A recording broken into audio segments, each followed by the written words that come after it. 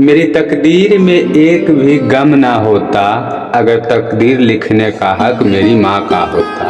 नमस्कार दोस्तों, मेरा नाम है शिव कुमार और आप सुन रहे हैं हिंदी कहानी 2.2, एक बूढ़ी माँ की दर्द भरी कहानी। 3 साल का हो चुके थे बेटे को अपना घर छोड़कर विदेश में बसे हुए। इन 3 सालों में बूढ़ी माँ और ज़्यादा बूढ़ी हो गई थी।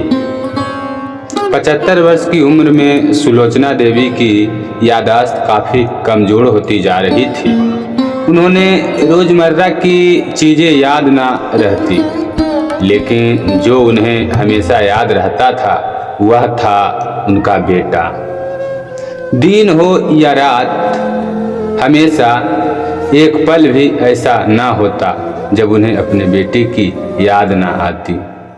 दूसरी तरफ बेटा था जो साल भर में एक आध बार अपने माँ को फ़ोन किया करता था और वो अपने 1-2 मिनट से ज़्यादा बातें भी नहीं किया करता था।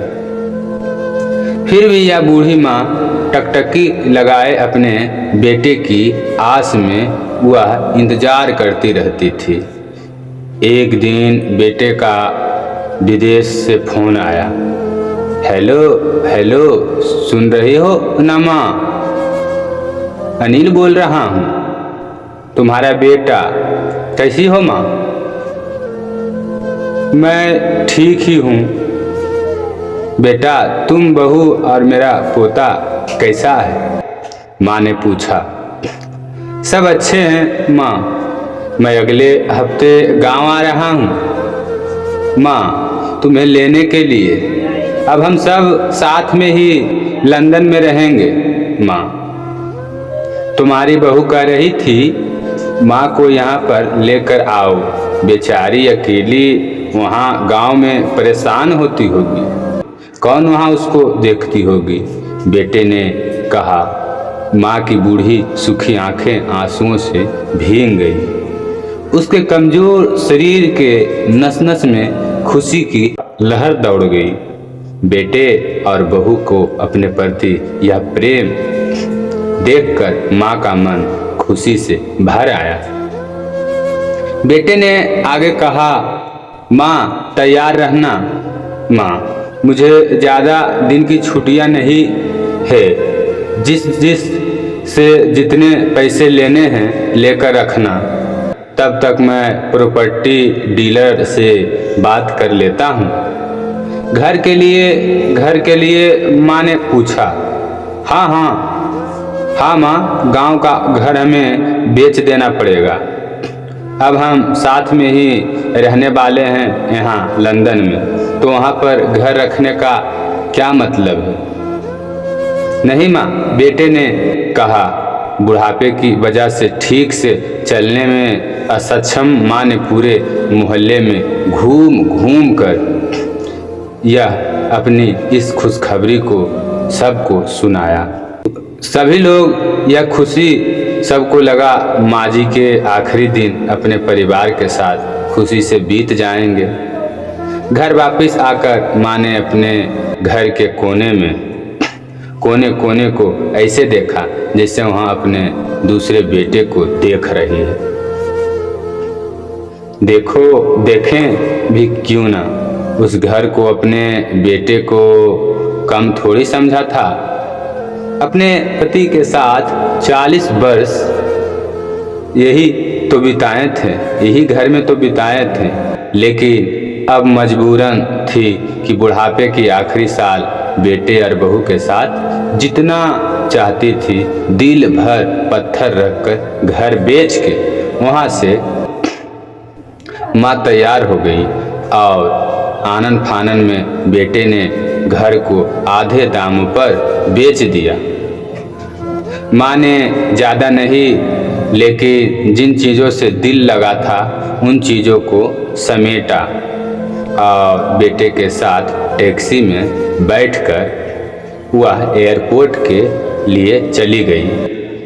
एयरपोर्ट पर आकर बेटे ने माँ से कहा, माँ तुम यहाँ बेंच पर बैठो, मैं सामान और बोर्डिंग पास की जांच करा कर आता हूँ। वहाँ वक्त लगता है और खड़ा रहना पड़ता है। माँ, तुम्हें तकलीफ होगी, तुम यहीं आराम करो। मैं यूं गया और यूं आया। माँ बेंच पर बैठ गई और बेटा अंदर चला गया। काफी समय हो गया, बेटा वापस नहीं लौटा। माँ सोचने लगी, ज्यादा भीड़ होगी इसलिए ये देर लग रही होगी। अंधेरा होने को आया, अब तो लोगों की चहल कदमी भी कम होने लगी। माँ को अब चिंता होने लगी। एक कर्मचारी ने आकर पूछा, किससे मिलना है माँ जी आपको? यहाँ पर कोई बैठी है? डरती हुई आवाज में सुलोचना देवी बोली। मेरा बेटा अंदर सामान की जांच कराने गया है, लंदन जा रहे हैं हम। क्या नाम है माँ जी आपके बेटे का? कर्मचारी ने ऐसा पूछा। अनिल नाम है मेरे बेटे का, सुलोचना देवी ने बताया। कर्मचारी अंदर गया और थोड़ी देर बाद वह वापस लौटकर आया। उसने सुलोचना देवी से कहा, माँ जी, लंदन जाने वाली फ्लाइट तो दोपहर के ही जा चुकी है और आपका बेटा भी उस फ्लाइट में बैठकर लंदन जा चुका है। अब आपके यहाँ बैठने का कोई मतलब नहीं है। आप भी अपने घर चली जाइए। क्या जा चुका है और मैं घर जाऊं? माँ के आंखों से आंसुओं का सैलाब उठने लगे। जैसे तैसे माँ घर पहुंची। जो अब उसका था ही नहीं बिक चुका था, वो वहाँ बरामदे में तुलसी के पास सो गई। घर के नए मालिक को उस पर दया आई तो एक कमरा किराए से उसको दे दिया।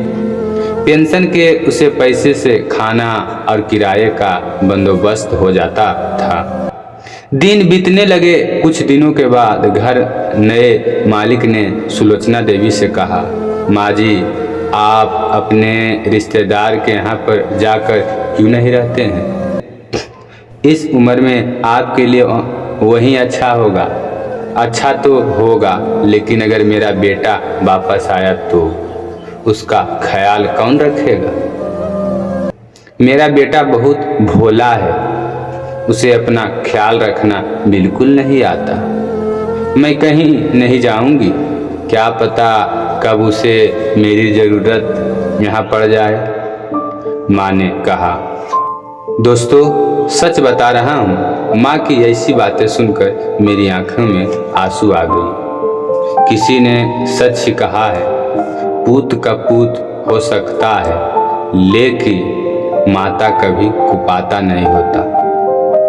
दोस्तों, हाथ जोड़कर विनती करता हूँ मैं कि अपने माता पिता की जितनी हो सके सेवा करना। आप उनके साथ कभी भी ऐसा बर्ताव मत करना। इस कहानी से हमें यह सीख मिलना चाहिए कि हम कितने भी माँ को धोखा चाहे कितने भी क्या ना करें, वह हम सब के लिए अच्छा ही सोचता है। वह सुलोचना देवी अभी भी वो अपने बेटे के इंतजार में बैठा है और बेटा वह घर भी जो था दुखिया माँ को बेचकर चला गया।